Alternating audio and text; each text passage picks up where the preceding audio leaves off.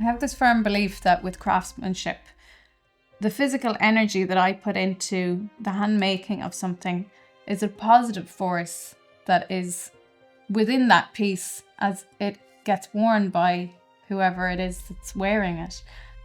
One woman in South Korea had been through a car accident and she was having to wear a neck brace, and she was so sick of people feeling sorry for her and asking her, what happened to you, poor thing. She said, I want to wear something that's badass. I want to wear a neck brace that still gives me some support, but I want it to be so cool and armor-like, which is what I made. She said, I want people to ask me, where did you get that? That's amazing. So that's what this is all about. It's about taking negativity and turning it into positivity. And it's because my mum was sick from when I was very young. And she was extremely resilient. She was extremely positive. I nicknamed her the Queen of the Silver Lining.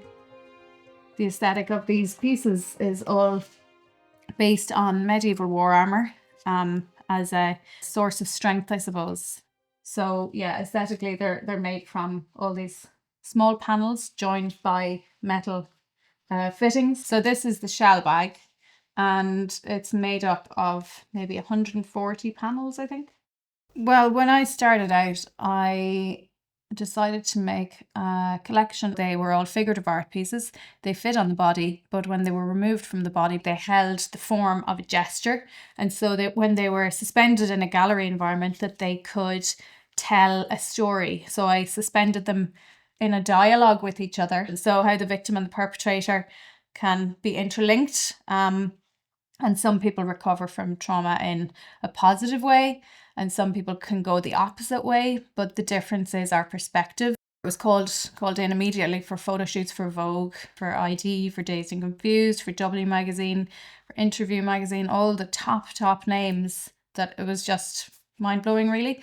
So it was a joint venture, I suppose, of my love for human stories and psychology and what makes people tick, and also my love of making and hand craftsmanship. And because I fused the things that I was really felt so strongly about, that's what made the work really strong. So initially, when I graduated from London College of Fashion, I started to submit my work to different websites. I got contacted by Anna Trevelyan, who was assistant to Nicola Formichetti, who was the stylist for Lady Gaga. Rihanna's agent was calling. Then it was just one thing after another.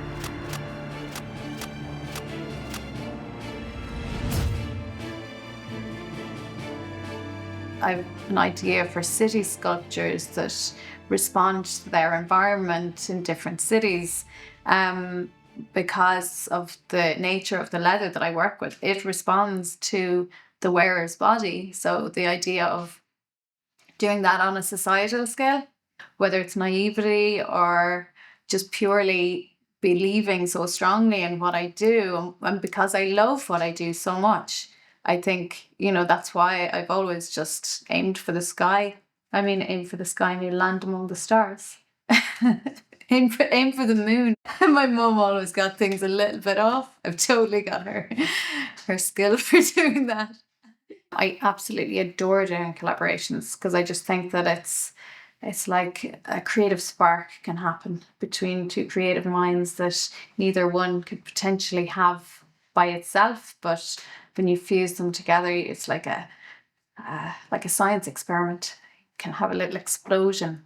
The design aesthetic of what I'm making is not meant to be trend-based. I work in the fashion industry, but sometimes I feel trapped within the fashion industry because I love it, but I also have issues with it. But I'm in it because I want to change it. And I think that's the best way to change things, is to lead by example, I guess. So that's what I'm trying to do and trying to show the way. People sometimes come on a journey with me, which I love. I like to think of the different products for different type of hero. So a quiet hero might wear a simple bracelet as a little reminder to themselves that they've got the power to get through the day, whatever the day is throwing at them. And then it goes from that to the very showy pieces for those who aren't afraid of the limelight. I really want people to feel empowered when they wear an Una Burke leather piece. One life alone to have impacted and have improved their daily life. That's more precious to me, honestly, than all the celebrities that have worn my work. It means more, genuinely. This bag was my mum's, actually. So it's a heart bag.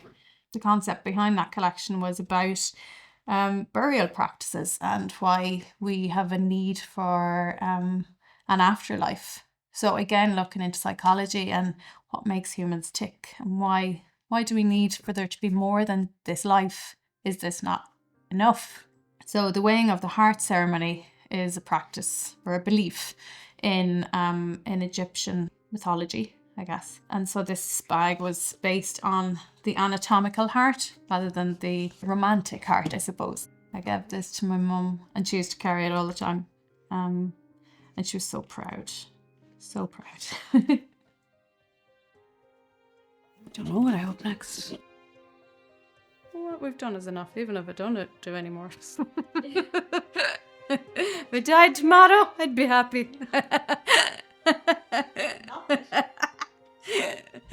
Actually, I've tried to live my life that way. If it all stopped tomorrow, I'd be happy with all I've done. It's a good way to think.